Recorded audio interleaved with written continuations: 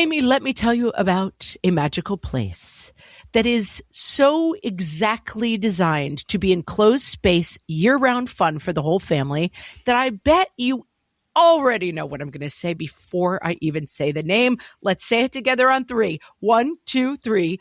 Great Wolf Lodge. You got it, Amy. My kids loved Great Wolf Lodge when we went. You probably already know that it has a huge indoor water park with a wave pool, lazy river, a bunch of massive water slides. But then your pack can hit the other attractions because wait, there's more. Great Wolf Lodge has adventure-packed attractions like Magi Quest, a live-action game kids can play throughout the lodge, plus the Northern Lights Arcade. Spent some quality time there, so your kid who loves the lazy river and your kid who loves fantasy games will both have a great time. Great Wolf Lodge also offers great dining options and complimentary daily events like nightly dance parties, all under one roof. Unpack the car once and you're settled in to have fun. And with 22 lodges across the country, you're always a short drive away from adventure. We've both had such great times at Great Wolf Lodge, so bring your pack together at a lodge near you. Learn more at greatwolf.com and strengthen the pack. He'll live there forever. What fresh hell? Laughing in the face of motherhood.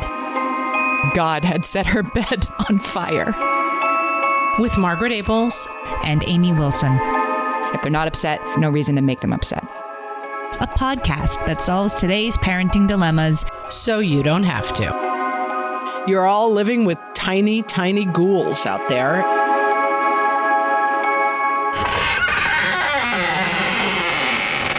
Hello, everyone, and welcome to this extra spooky edition of What Fresh Hell, Laughing in the Face of Motherhood. This is Margaret. And this is Amy, and this is our 5th anniversary special. Wow, Amy. We should have got each other something. We should have looked up what the 5th anniversary is. I got you combs for your hair and you got me a watch fob. Only the problem is I sold my watch to get you those combs and you sold me your hair to get me. Oh, the gift of the Magi. Your beautiful Palomino pony hair is gone. I would like to start, Amy, with the mailbag today. Oh, okay. Oh, yes. Wait a minute. Time for mailbag. Wait.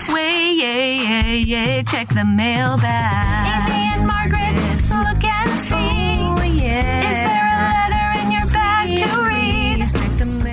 Because my sister Kate, who, as we all know, is working on her tell-all memoir. So I stole Amy from my sister Kate. She was my sister Kate's friend. Yeah. And so my sister keeps threatening to write a book called What Fresh Hell, Laughing in the Face of Motherhood, Crying Behind the Scenes, about how I stole. 2 colons, crying behind the scenes. Yeah. Yes.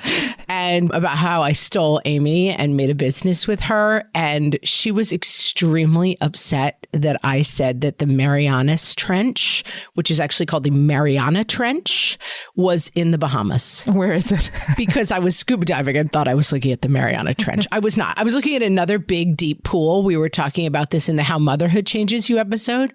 Yes. She texted me. How motherhood is like the Mariana Trench. Yes. It's not really a mailbag. This is a text bag today.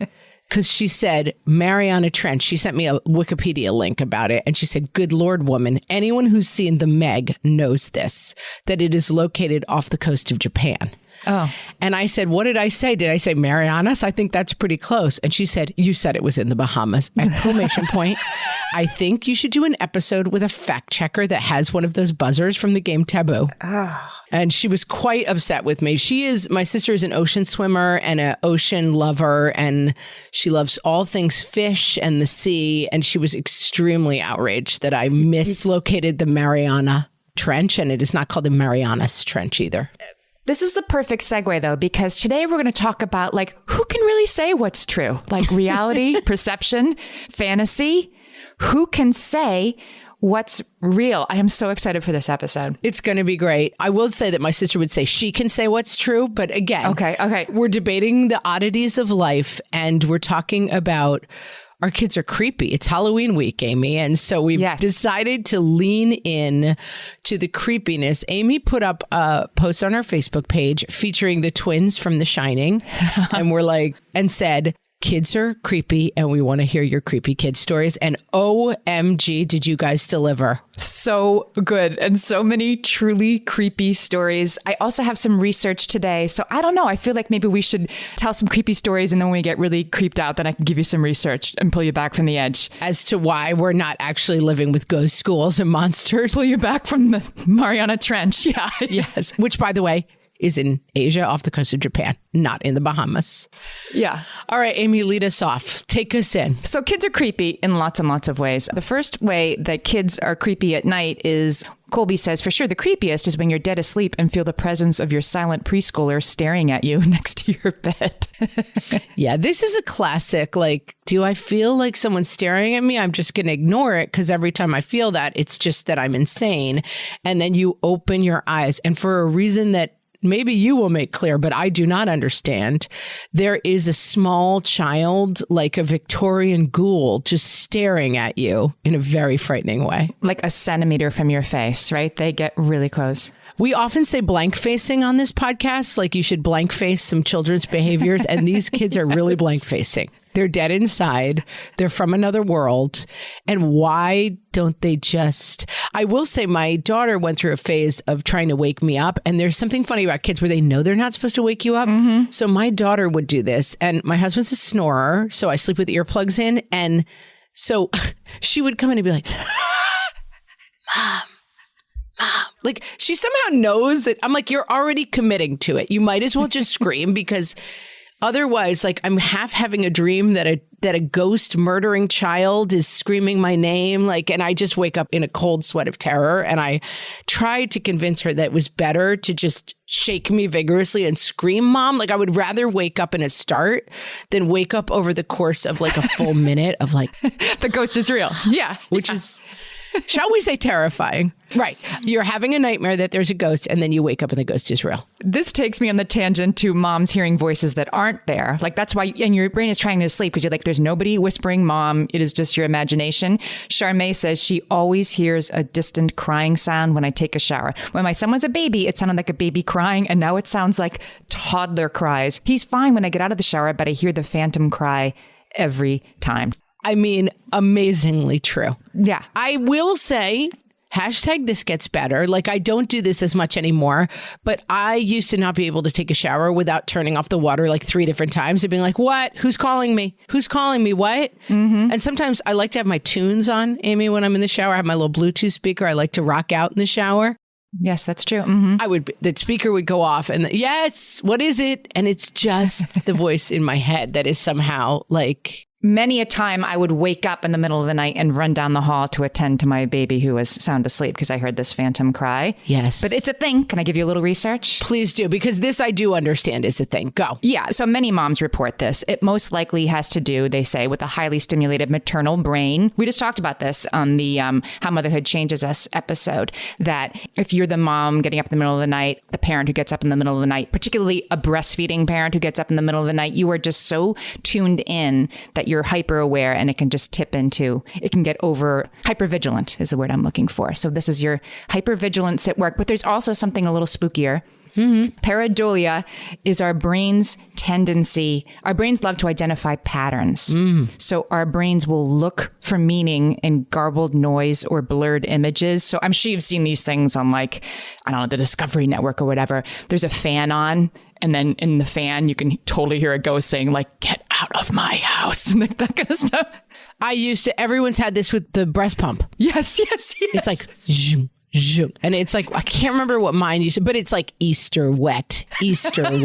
Like, it's nonsense words, but it's saying it to you again and again and again. Yes, that's your brain is like, well, that doesn't make sense. So let me try to find a way that this makes sense. So if a ghost hunter or a psychic tells you that you can hear a certain phrase, or if you're in the shower and you're listening for your baby crying just a little bit, your brain's going to find that pattern even where it doesn't exactly exist. There was a TikTok thing or somewhere that it was like, I can't remember what the first word, but the second one was Yanny. It was like building or Yanny. Right. It was like the blue dress or the gold dress. Right. And it was like, if you think of one word, that's what you hear. Yes. And if you think of the other word, that's what you hear. It makes sense that your mind does this. I will give you a tip, although this is just spooky stories, but quick tip. I found when my kids were little, if I would just say to my husband, if he was home before doing an activity, you're listening for the kids, this wouldn't happen. It switches off that part of your brain that's listening. Gosh, that's a good idea. If I would just say to my husband, I'm taking a shower, listen for the kids, I would not hear them crying. All right, let's pivot to a truly creepy thing kids do. Sure. Why not? Danielle says 2 words, night terrors. Did any of your kids have night terrors? I had one with really bad night terrors. My nephew had it, and I'll start with they are, and then we can talk about how creepy they are. I'm ready. About 3 to 6% of kids have them, and it happens about 2 to 3 hours after your kid will fall asleep. They're moving from the deepest stage of non-REM sleep to lighter REM sleep. Okay, so they're transitioning between phases of sleep, and just for some reason, I'm not a sleep scientist, they become Linda Blair. They're upset. They're frightened. They seem awake. You explain it because you had a kid with them. Yeah, their eyes are open. They're talking to you. I would go upstairs. We would start to hear crying, but not like full out, I am being eaten by a bear. That is the sound that you're hearing. We would run upstairs, and my son would often be sitting up in bed, eyes open, screaming, my foot hurts. That was his go-to when he had night terrors.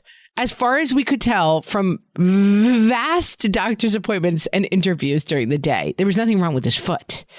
But maybe he was getting a Charlie horse. I don't know. But whatever was going on, he would scream, my foot hurts, my foot hurts. And then the more you try to calm him down, the more it would get out of control and crazy.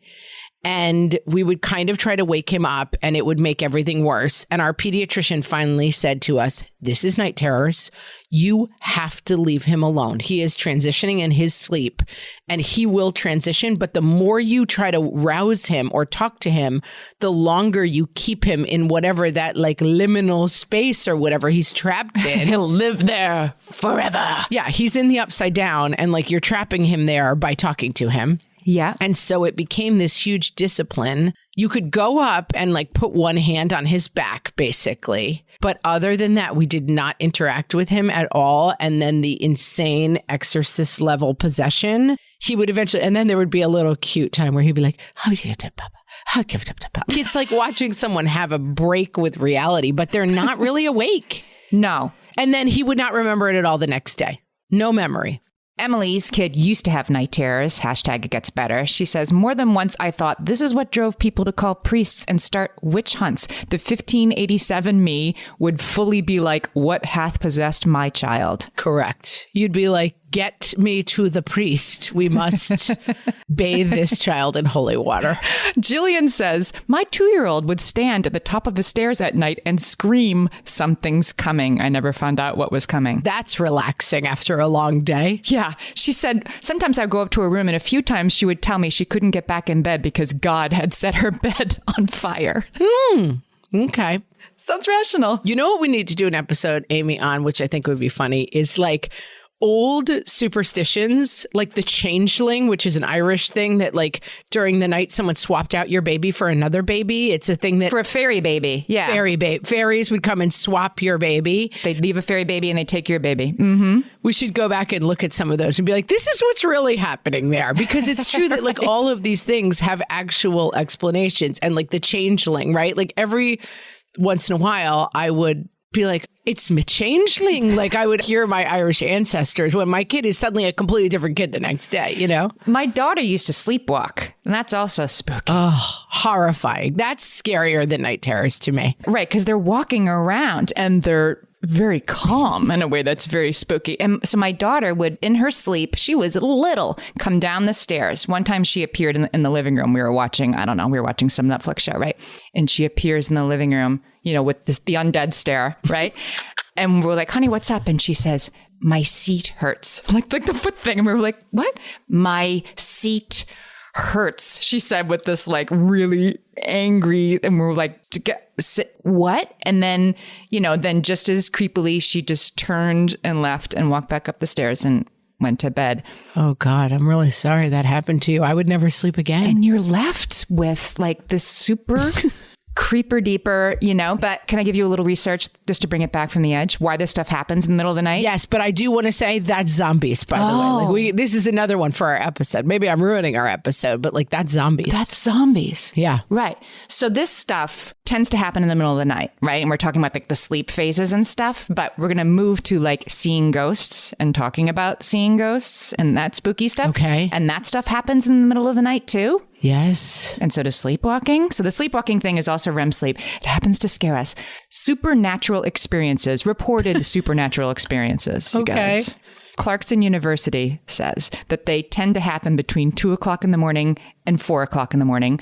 I've had a supernatural experience and it happened in the middle of the night. Also, temporal lobe seizures also happen most often between 2 o'clock in the morning and 4 o'clock in the morning. It's the same 2 hour of the night zone. Okay. And the temporal lobe is the area of your brain that processes vision and language. Okay. So this Clarkson University scientist is you're just having a little electrical storm in the temporal lobe of your brain between 2 o'clock in the morning and 4 o'clock in the morning when you wake up and see somebody standing in the corner of your room, as I fully did. No thanks. Are you a dreamer? Do you have very vivid dreams? I did. Well, I'll give away the punchline, which was, this is when I had COVID in 2020. I woke up in the middle of the night and there was a woman standing in the corner of my room, as clear as day. And I reassured myself, this building that I live in is very new. It's about 20 years old. There's no way that nobody lived here before me who's dead. She is not a ghost. You have COVID. This is, your brain infected by COVID right now. But she was real and she was there. Was she scary looking? No, Did she look like Lula Rona? No, she looked like a regular lady you'd bump into at Walmart. That's how they were in. You also don't have on a bonnet, so you're not a ghost. You're just a lady. Hi, could you go back to Walmart, please? Because this is my bedroom and I'm trying to sleep. She just was wearing a nice top and pants, like a lady who would take your blood or something at the, urgent care. And so I just looked at her and I said, you're not real. And she didn't answer me. So I'm okay. And then I went back to sleep. Oh, you're creeping me out. We'll be right back with even more creepiness. For some of us, tax season is one of the only times that we look at our finances fully. And once it's over, well, that was terrible. And it is completely understandable not to want to think about it for another whole year. But using Monarch and being intentional with your finances in an ongoing way helps you see where your money is going and how you can put your refund to best use. We are here to tell you, simplify your finances with Monarch. Monarch is the all-in-one personal finance tool designed to make your life easier. It brings your entire financial life, budgeting, accounts and investments, net worth, and future planning together in one dashboard on your phone or laptop. Feel aware and in control of your finances this tax season and get 50% off your Monarch subscription with code FRESH. As you know, my husband and I are preparing to send, 3 kids off to college, and I cannot tell you how helpful Monarch has been in showing us our full financial picture, helping us to track our spending and reach important savings milestones. Our weekly meeting, Amy, it's now run by Monarch. Love it. Achieve your financial goals for good with Monarch, the all-in-one tool that makes money management simple. Use code FRESH at monarch.com for half off your first year. That's 50% off at monarch.com, code FRESH. You know that thing where you get an amazing pair of shoes at a really great price and want to tell everyone about it? Yeah, so do we. Here at Designer Shoe Warehouse, we'll give you something to brag about, like the latest styles from brands you love, or the trends everyone's obsessing over, or shoes that make you feel like, well, you. So go ahead, show off a little. Find shoes that get you at prices that get your budget. Head to your DSW store or DSW.com today. DSW, let us surprise you. Amy, we're back. I have a story. When my niece was about 2 years old, my mom was going out to visit, and this 2-year-old announced to her mom that she did not want grandma to come because grandma makes the scary pumpkin face. And she was awake. It wasn't the middle of the night. She was just crying and very frightened. And so my sister-in-law called my mom and said, quick question. Were you guys ever playing a game or doing anything that involved pumpkins, scariness? Did you see something? And my mom was kind of upset. Well, I don't want my granddaughter to be afraid. But she's like, I have no idea what she's talking about. And we never got to the bottom of the scary pumpkin face. Like possibly she'd had a nightmare or something. And then when my mom went out, everything was totally fine. But there was like a full day where this child was hysterical because she didn't want grandma to make the scary pumpkin face. Oh my God. What is a scary? Is it like a toothless grin? Is it a witch's cackle? Again, this is the other problem with children. They don't really explain themselves that much. Again, she was just like, the scary pumpkin face. Kids have a way of describing something like better than real. I was walking with my daughter a long time ago, and she told me that she saw a deer, but I didn't see it. And then, 2 minutes later, we come around a corner and there's a huge, a doe standing there. And I said, oh, there's the deer that you saw. And she said, not that deer. My deer had sticks on his head and, was a antler guy. What are they called? Buck. He was a buck. Mm-hmm. Yes. Anybody who doesn't live in New York City is screaming at their phone right now. So anyway, we went to our Facebook page. And we asked you guys to tell us the creepy things that your kids have done and said. And we're going to move from the creepy things they do to the creepy things they say. Get ready, you guys. Oh, I'm not ready. I can tell you right now, I'm not ready. Hope you can sleep tonight after you hear these. Let's start with the grandma one. There's a bunch of grandma ones in here. But Rebecca says, we live in a 115-year-old house. When my daughter was about 3, I couldn't find her downstairs. I looked upstairs in a converted attic that was off limits to the kids, and I found her playing there. As I walked up the stairs, I heard her talking to somebody. I asked her what she was doing, and she said, I'm playing with grandma. I laughed and I said, your grandma lives in San Diego. And she said, not my grandma, the grandma who lives here. No, thank you. This one creeps me out. Like there is sort of, I'm not that into like aliens, ghosts. Like there are some people who have a lot of thoughts about this and it's just not, I don't know if I've decided. It just has not entered my space in terms of like, it's not something I think about in an interesting way.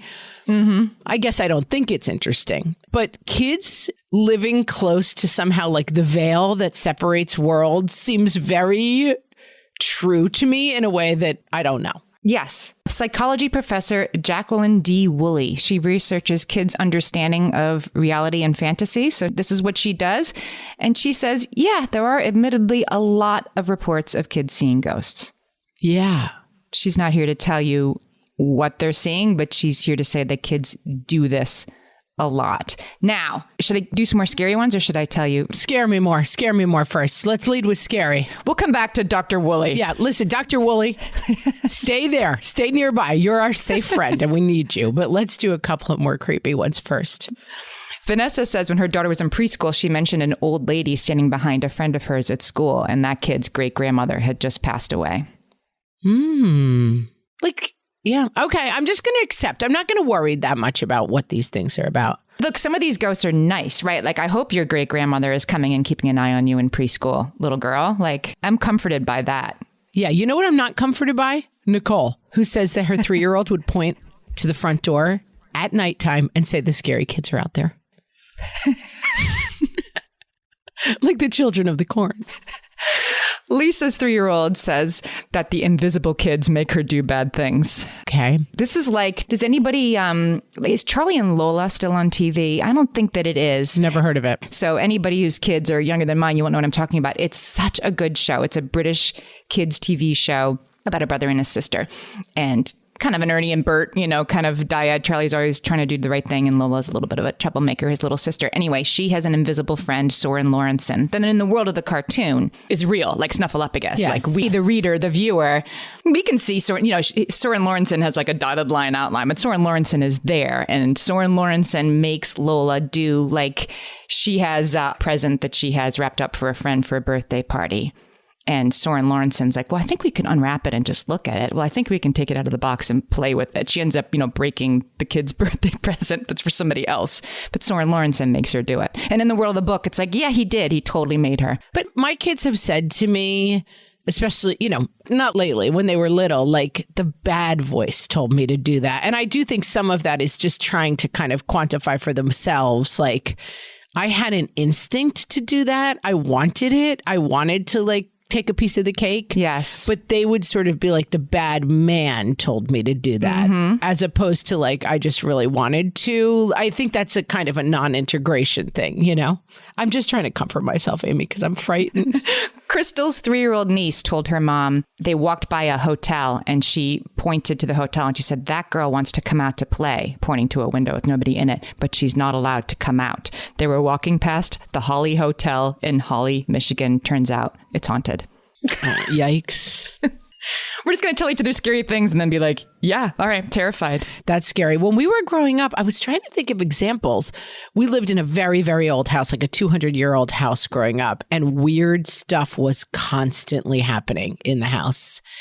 Things appeared and disappeared. And my mom would just always be like, oh, that's the poltergeist. Like it was very matter of fact. And my mom was not a goody goo goo type person, but she was like, oh yeah, there's just poltergeists in old houses that make weird things happen.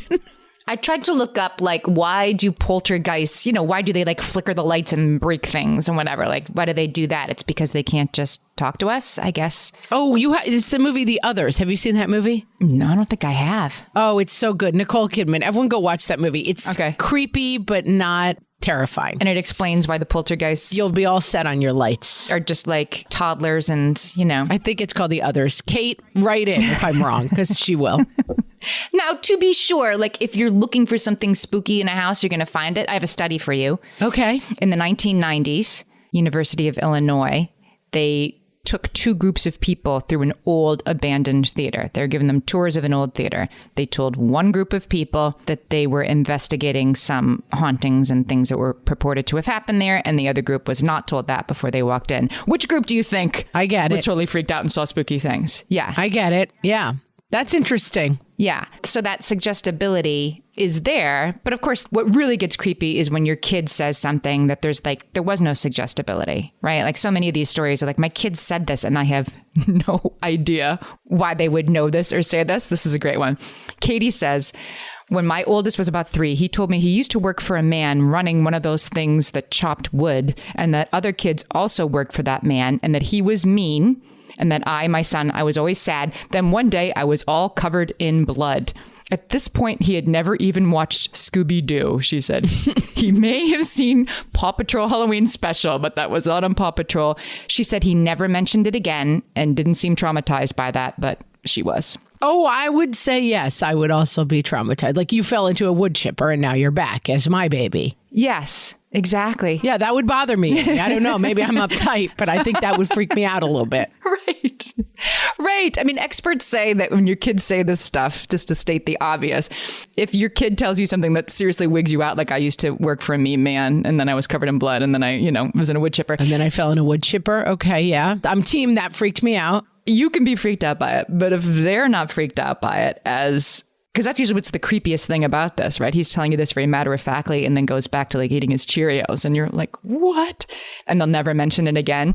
Save that for us, you guys. Save that for the Facebook group and don't talk to your kid about like, so when you told me that, it's not worth it unless they're upset. If they're upset, then that's different. If they're not upset, no reason to make them upset. Yeah. And who knows what's going on? And we're never going to know. We're never going to get to I heard someone in a speech say once talking about seeing 2 kids. It was like a 2.5, 3-year-old with a newborn baby brother, and heard the 3-year-old say to the baby, you have to tell me about the other place. I'm starting to forget.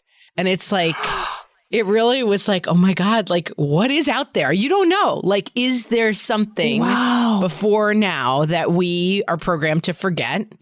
I mean, are we all living in the Matrix? Did we take the blue pill? Whatever. But like, there does seem something about that closeness to the other that little kids have that we lose as adults that is fascinating and also creepy. Well, we believe, many of us believe, right? Like, oh, you came from heaven and then you go to heaven. Like we believe in an afterlife and we believe in some sort of place we were before. Right. Do we? Who knows? I don't know. I don't know what we believe. Yeah. We think, right. Like we think we do. A lot of us were raised to believe these things, but then the ghost thing is, I don't know. We don't mind if grandma is over there with a smile and a hug, but we do definitely mind if Lula Rona is over there waiting to stab us. Grandma should not make the scary pumpkin face, though. No. Grandma, what were you thinking with that? That was inappropriate. That's what it is. And that's what freaks us out as adults. It's like your grandma's standing behind you, even if it's like your own mom and your kid is like, grandma's standing behind me. Like you're a little freaked out because of scary pumpkin face because we've all watched too many movies. Yeah. And also it's scary because there is We don't understand what's on the other side of everything. No. And we want to believe what's on the other side is hugging grandma, but we're secretly scared that what's on the other side is a haunted child who can't come out of the hotel. Yes.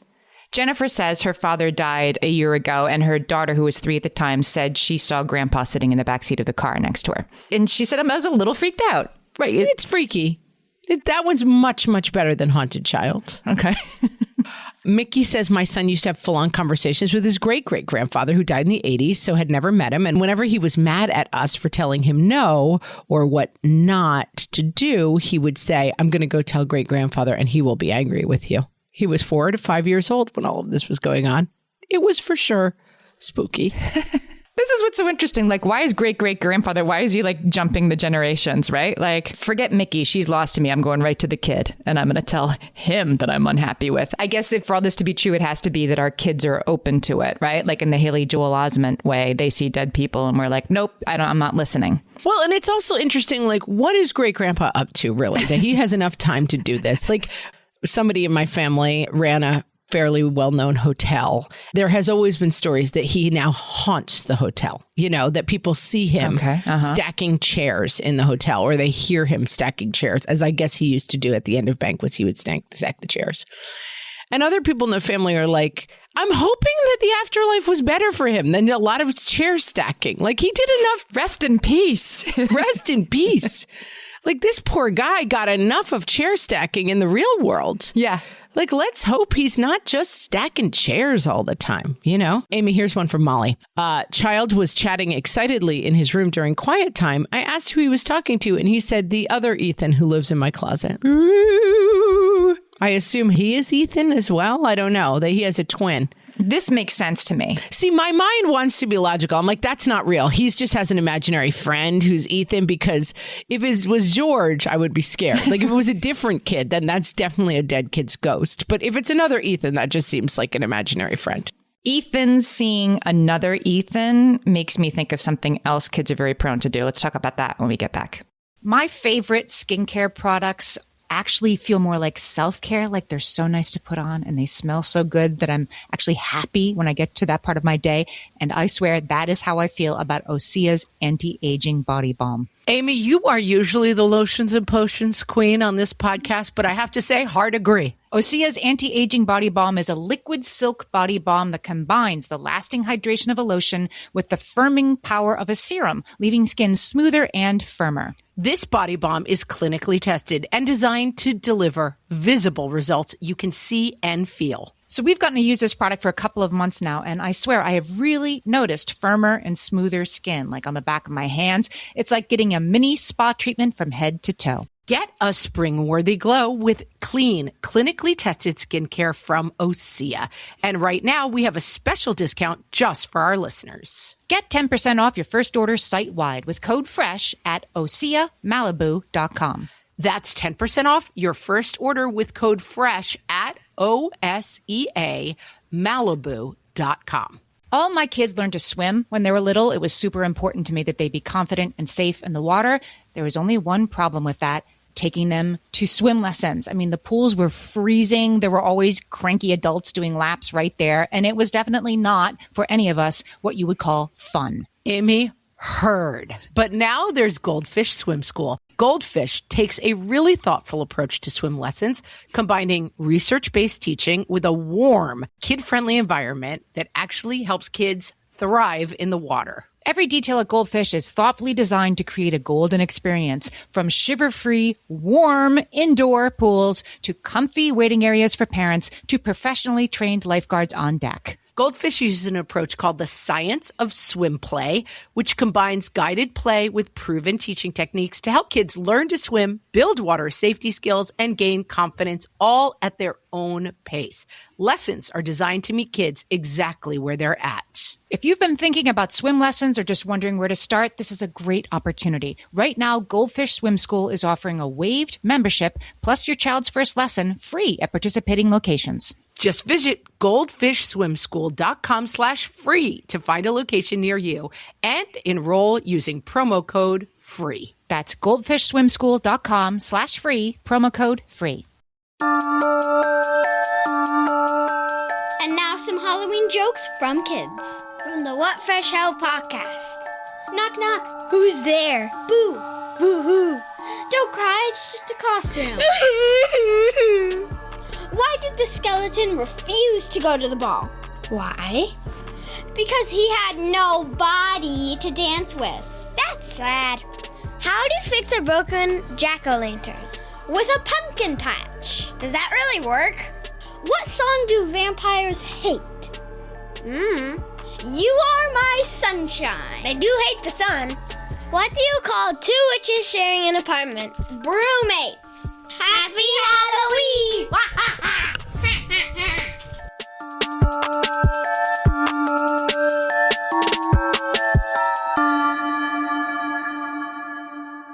We were just talking about Ethan, who was playing with the other Ethan who lives in his closet. Super creepy. It seems to me that's sort of like an imaginary friend type thing.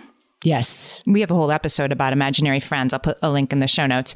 Anyway, Charles Fernyhough, he's a psychologist who studies kids and hallucinations. Pretty specific.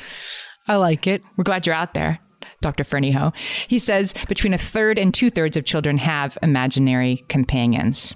And he thinks that it is sort of a hallucination-like experience. He comes down on the side of kids clearly like reality imagination, like we know, right? Like to kids, witches and goblins flying in the sky, like that's sure, it could be, right? And so that then they can therefore successfully combine that in their head into sort of a hallucination-like experience that to them is extremely real. That's why they're so calm about it. This is true. And I had a funny experience last night. Now that my kids are getting older, they really are leaving the world of imagination behind a little bit. Yeah. I have a kid who's very into Harry Potter and is about to turn 11. And is very invested in finding out whether or not she is in fact going to get selected for Hogwarts. She's actually 9, so she's 2 years away. And like I can see her little heart breaking because she's starting to get that like she doesn't think the owl is going to come. It's not coming down the fireplace. Yeah. And then I have a kid who was going to bed last night. I mean, and just in the course of like otherwise normal discourse, walked back out of his bedroom and he's like, hey, quick thing. Are werewolves real? I said, no, they're not. No such thing. But he's older, but still was like, let me just get some clarity on this. Like werewolves. I've always thought that was a thing, but that's not a thing, right? Like there's no people who get bitten by wolves and turn into them. And I'm like, nope, that's a no. And so I do think kids, it's such a process of like leaving behind the magical and imaginary world where everything is true into something different. A world which we heartily encourage as grown-ups a lot of the time, right? Yes. Like the tooth fairy and everybody else who comes, you know, we're all for that. We just don't want to hear that grandpa's standing behind you. No. And I think especially at my kids' age, which is 9, 11, 13, they're really in the process of leaving that behind. I was with a kid this weekend talking about zombies, watching some zombie stuff.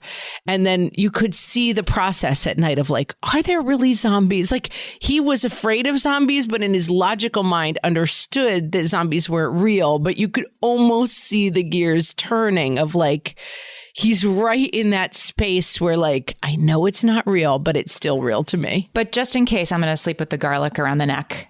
Yeah. Right? Or whatever it is. Asked, in fact, to sleep with a frying pan and was denied. Dr. Wooley, who studies, you know, kids and fantasy and reality, she actually says that if your kid's not worried about, you know, the hatchet-faced man that threw them in the wood chipper, they mention it once and never again, leave it in the past.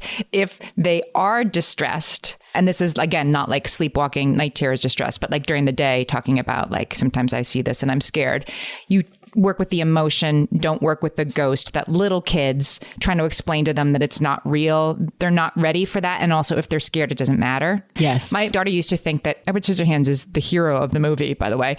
I think it's a PG-13 movie. I showed it to my maybe 6-year-old, big mistake. And she lived with like a bone deep certainty that Edward Scissorhands was going to fly through the window of our, you know, very high apartment in New York City and, you know, come to get her. And no convincing her that Edward Scissorhands does not have the power of flight was involved, first of all. Wasn't scary, couldn't fly, couldn't go through windows. First of all, he just likes to cut bushes and people's hair, and he doesn't fly. What's wrong with you, kid? Is Johnny Depp. I mean, I tried everything, showed her pictures of like, here's the actor, like getting his makeup on, you know, none of that worked. What did work was drawing a picture of a guardian angel to keep by her bed. Yeah, magical thinking always helps. Magical thinking helps with magical thinking. Amy, I want to move on because it's a hilarious category that I have experienced to just kids saying incredibly freaky things. Clore says, my 3-year-old told me he was going to kill me and wants me to buy him a real laser sword for Halloween so that he can, quote, break people, unquote.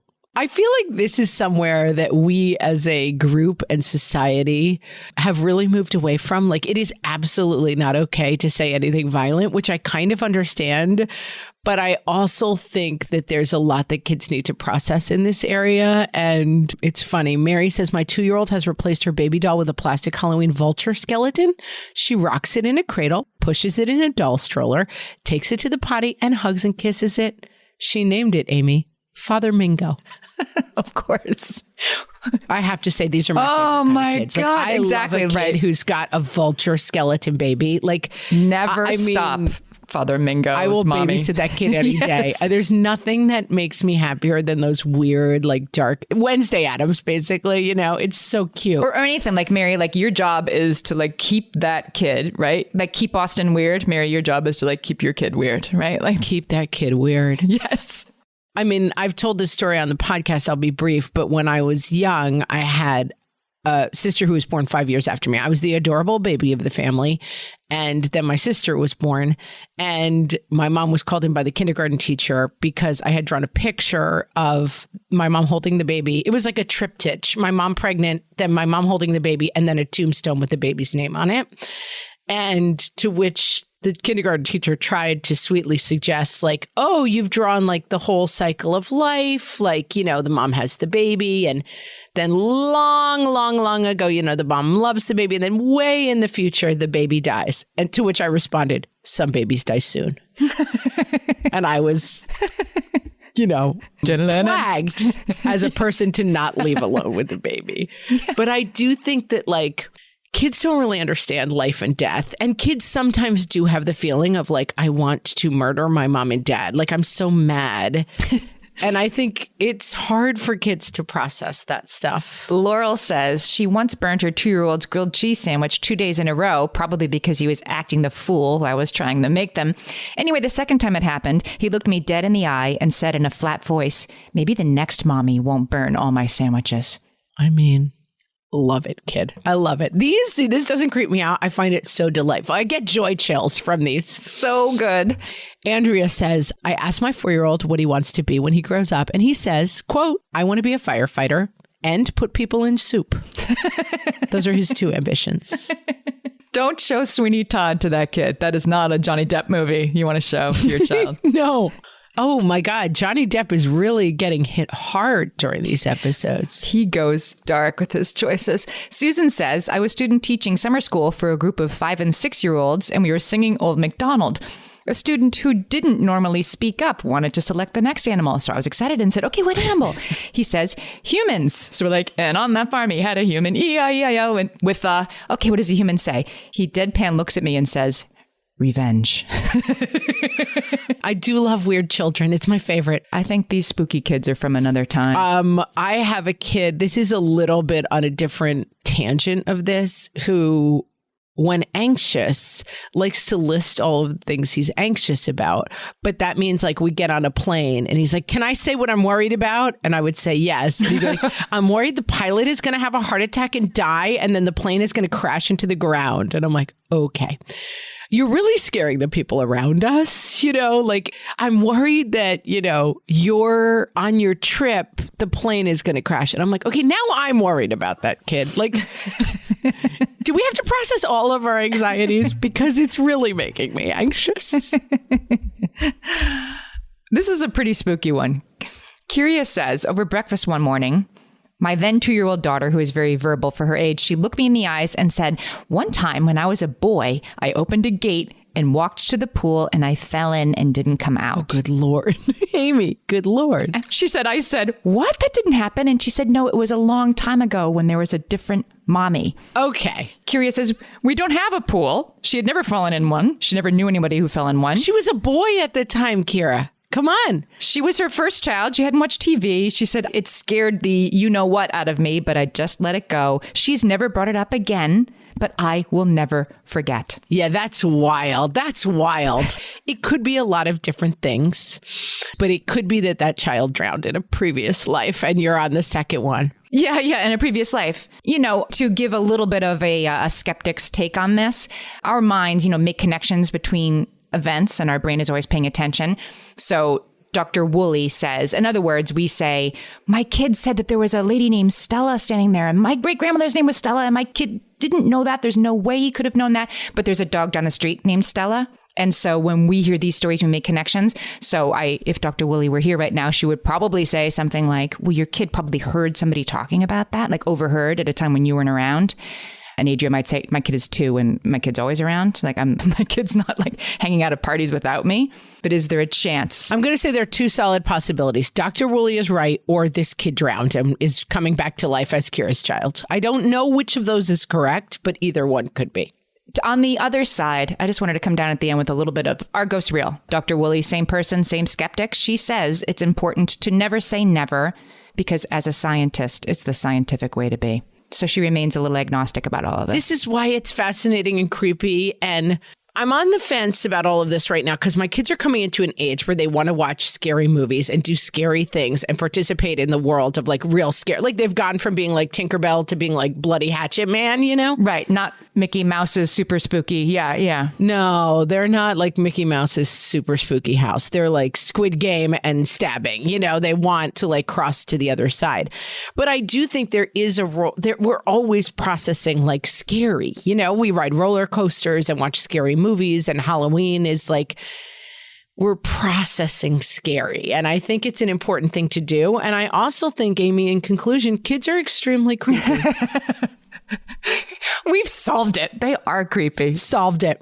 You're all living with tiny, tiny ghouls out there. And I hope that I really enjoyed this episode. I will think about the little girl with the skeleton vulture baby for the rest of my life in a wonderful way. Whenever I'm sad, I'll try to think of that. I'll probably cast my mind back to the little boy who used to work for a mean man who ran a wood chipper. Mm-hmm. Oh, yeah. Yeah. Well, it worked out for him. Now look at him. He's a happy 3 or 4-year-old living with a nice mom.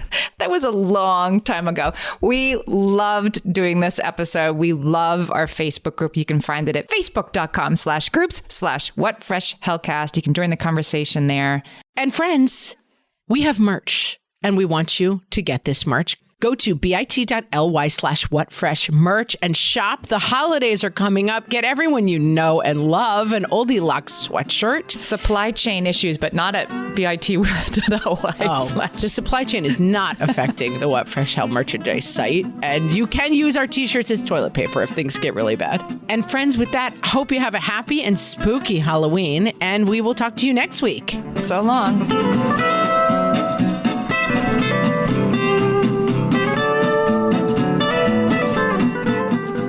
The right window treatments change everything. Your sleep, your privacy, the way every room looks and feels. At Blinds.com, we've spent 30 years making it surprisingly simple to get exactly what your home needs. We've covered over 25 million windows and have 50,000 5-star reviews to prove we deliver. Whether you DIY it or want a pro to handle everything from measure to install, we have you covered. Real design professionals, free samples, zero pressure. Right now, get up to 40% off site-wide, plus get a free professional measure at Blinds.com. Rules and restrictions apply.